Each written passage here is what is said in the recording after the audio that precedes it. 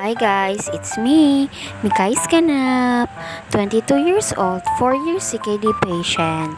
Tara, samahan nyo pala ako ngayong araw. Araw pala ng Biyernes ngayong araw. Kaya eto, dialysis ko na naman. Maaga pala tayo dito sumakay ng van.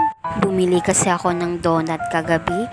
Kaya eto, may natira pa kaya kinain ko na lang. After din pala ng mga ilang minutong pagantay ay lumarga na pala tayo at makalipas pala ng higit isang oras ay nasa city proper na pala tayo at dahil na rin umaambon, ayun traffic na naman. Pagkarating ko pala sa may city ay dumaan muna ako dito, bibili muna ako ng pagkain ko. After ko palang bumili ay tamang antay lang ulit ng masasakyan.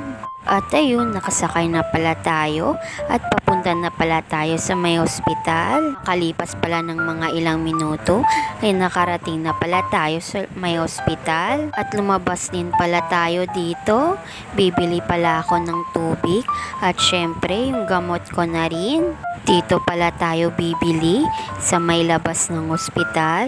Una ko palang pinuntahan ay yung drugstore. After pala sa may drugstore ay pupunta tayo sa may grocery. Bibili tayo ng tubig natin. After ko palang bumili ng tubig ay eto, kunin natin yung gamot natin. At balik na rin pala tayo sa loob ng ospital. Tamang lakad lang pala tayo dito. Sobrang init pala nung mga araw na to. Kaya hindi na ako nagmask. Medyo hinihingal kasi ako. Karating ko pala sa loob ng ospital ay pinaakyat na rin pala kami. Dala-dala ko na naman yung mabigat kong bag. At pag-akyat ko pala ay umupo na pala ako sa may upuan ko. At eto, dumating na pala yung nurse na tutusok sa akin ngayong araw. Sa mga oras na to ay nag-start na pala tayo dito. At eto pala, may pipirmahan pala tayo dito. After ko palang pirmahan yung papel, ay naisipan ko na palang kumain dito. At eto na naman yung ulam natin, pritong manok. As usual, walang pagbabago. Eto talaga, walang kasawaan. Tara, kain tayo. Kain na rin kayo dyan.